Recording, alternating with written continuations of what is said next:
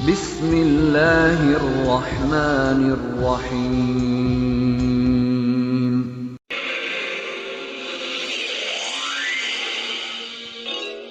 مختصر احکام۔ پنجگانہ نمازیں کس طرح ادا کی جائیں؟ ہر مسلمان پر روزانہ 5 وقت کی نمازیں پڑھنا واجب ہے۔ روزانہ کی ان 5 نمازوں کے پڑھنے کا طریقہ ایک ہی جیسا ہے، لیکن ان کے رکعتوں کی تعداد اور بجا لانے کا وقت الگ الگ ہے۔ فجر کی نماز 2 رکعت، ظہر کی 4 رکعت، عصر کی نماز بھی 4 رکعت، مغرب کی 3 رکعت اور عشاء کی نماز بھی 4 رکعت ہے۔ ہر رکعت میں 1 رکوع اور 2 سجدے ہوتے ہیں۔ ہر نماز تکبیر یعنی اللہ اکبر کہہ کر شروع ہوتی ہے اور سلام پر ختم ہوتی ہے۔ اور اب آئیے دیکھتے ہیں کہ کس طرح نماز پڑھی جاتی ہے۔ مثال کے طور پر مغرب کی نماز کو لیتے ہیں۔ اس سے پہلے کہ ہم نماز شروع کریں یہ ضرور دیکھ لیں کہ نماز سے پہلے جو امور انجام دینا ضروری ہے وہ انجام دیے ہیں یا نہیں، جیسے وضو کرنا، لباس کا پاک ہونا، قبلہ رخ کھڑے ہونا وغیرہ۔ نماز سے پہلے اذان اور اقامت کہنے کی بہت تاکید کی گئی ہے، اگرچہ یہ واجب نہیں ہے بلکہ مستحب ہے۔ اب آپ سیدھے کھڑے ہوں اور دل میں اس عبادت کے ذریعے اللہ سے قریب ہونے کی نیت کریں۔ پھر عربی میں اللہ اکبر کہیں۔ اس عمل کو تکبیرۃ الاحرام کہتے ہیں اور عام حالات میں ضروری ہے کہ اسے قیام کی حالت میں کہا جائے۔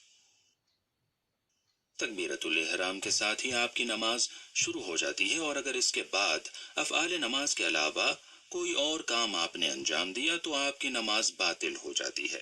اس کے بعد سورہ حمد بسم اللہ سے لے کر آخر تک پڑھا جائے۔ پھر اس کے بعد قرآن کریم کا کوئی بھی مکمل سورہ آپ پڑھ سکتے ہیں۔ قرأت کے دوران آپ کے بدن میں حرکت نہیں ہونی چاہیے اور آپ سورے کو عربی زبان میں پڑھیں۔ ضروری ہے کہ آپ سورے کے الفاظ واضح طور پر ادا کریں، صرف الفاظ کا ذہن میں تصور کر لینا کافی نہیں ہے۔ اگر آپ مرد ہیں تو مغرب کی نماز میں آپ کو بلند آواز سے سورہ پڑھنا ہوگا۔ اس کے بعد رکوع ہے۔ دونوں سورہ پڑھنے اور تھوڑی دیر خاموش قیام کے بعد آپ رکوع میں جائیں، اس طرح کہ آپ کے پیر سیدھے ہوں اور آپ کی ہتھیلیاں گھٹنوں تک پہنچ جائیں۔ رکوع میں ذکر پڑھنا ضروری ہے، جس میں ایک بار سبحان ربی العظیم وبحمدہ کہنا کافی ہے۔ رکوع کے بعد آپ سیدھے کھڑے ہو جائیں۔ پھر سیدھے کھڑے ہو جانے کے بعد آپ سجدے میں جائیے۔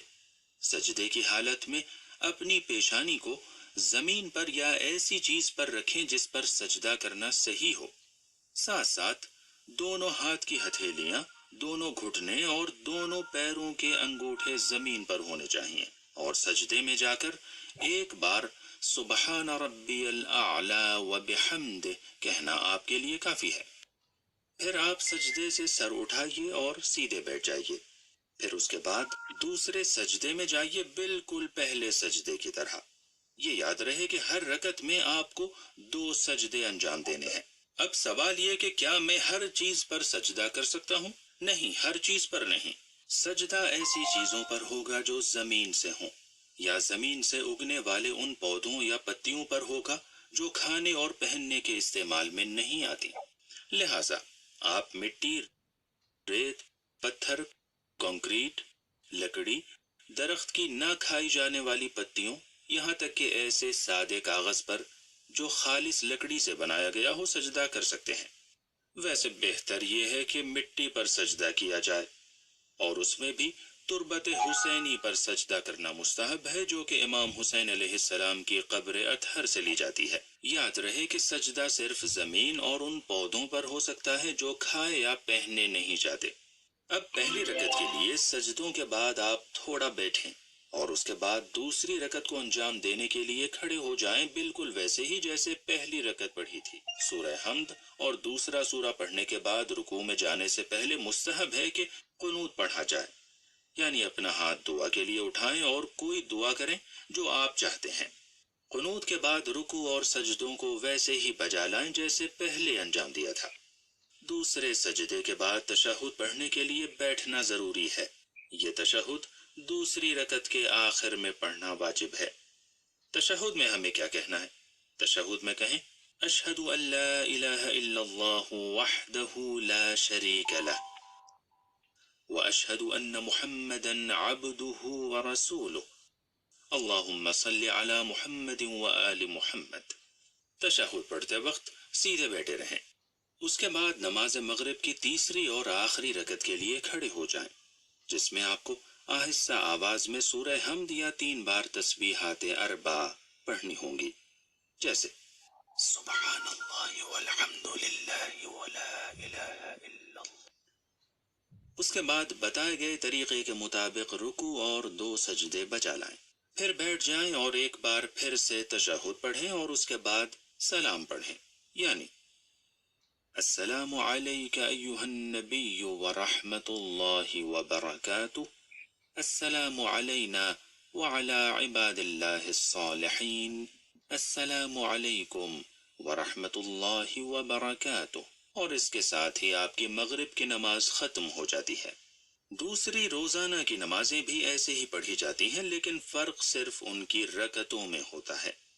ہاں، یہ خیال رہے کہ مردوں اور خواتین دونوں کو ظہر اور عصر کی نماز دھیمی آواز میں پڑھنا چاہیے، اور صرف مرد فجر کی نماز اور مغرب اور عشاء کی پہلی 2 رکعتیں بلند آواز سے پڑھیں گے. اب آئیے دیکھتے ہیں کون سی چیزیں نماز کو باطل کر دیتی ہیں. نمبر 1، ہر وہ چیز جو وضو کو باطل کر دیتی ہے وہ نماز کو بھی باطل کر دیتی ہے، جیسے ریا خارج ہونا یا پیشاب وغیرہ کرنا یا سونا وغیرہ.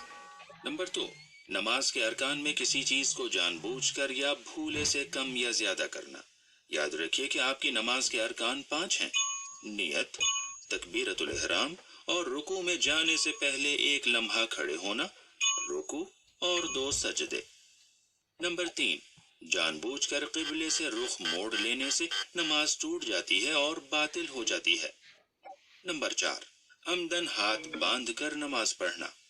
نمبر 5، جان بوجھ کر بات کرنا. نمبر 6، جان بوجھ کر سورہ حمد کے بعد آمین کہنا. نمبر 7، بلند آواز سے ہنسنا، لیکن صرف مسکرانے سے نماز باطل نہیں ہوتی.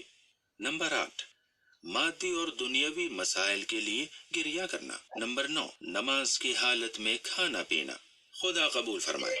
آپ کی نماز مکمل ہو گئی. اب نماز کے بعد تسبیح حضرت زہرا علیہ السلام کے عظیم ثواب کو نہ چھوڑیے گا. اس میں 34 مرتبہ اللہ اکبر، 33 مرتبہ الحمدللہ اور 33 مرتبہ سبحان اللہ پڑھا جاتا ہے.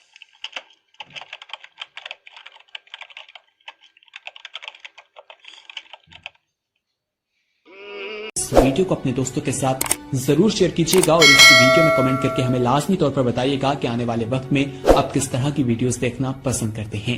اور اگر آپ نے ابھی تک ہمارا چینل سبسکرائب نہیں کیا تو فوراً سبسکرائب کیجیے، ساتھ ہی بیل آئیکن پر کلک کریں تاکہ مزید آنے والی ویڈیو چاہے وقتاً فوقتاً آپ کے لیے اس چینل پر اپلوڈ کرتے ہیں وہ آپ کو وقت پر ملتی رہیں اور آپ ان سے مستفید ہوتے رہیں. اگلی ویڈیو تک ہمیں دیجیے اجازت. اپنا خیال رکھیے گا. اللہ حافظ.